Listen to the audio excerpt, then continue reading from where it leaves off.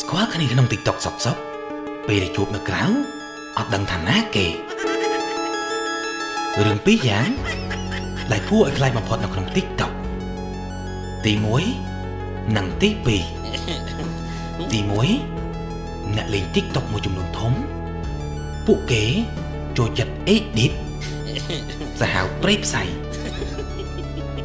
នៅពេលដែលបានជួបនៅខាងក្រៅមើលមកទៅអត់ដឹងថាណាគេគួរឲ្យពិចារណា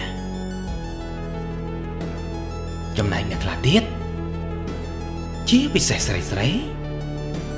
នៅក្នុង TikTok កម្ពស់ឡើង1ម៉ែត្រចិត្តនៅពេលដែលជួបនៅខាងក្រៅនៅសល់តែ1ម៉ែត្រ40គួរឲ្យភ័យខ្លាចរឿងនេះគួរតែប្រុងប្រយ័ត្នបំផុតនៅពេលដែលលោកអ្នកចង់ញ៉ែនរណាម្នាក់នៅក្នុង TikTok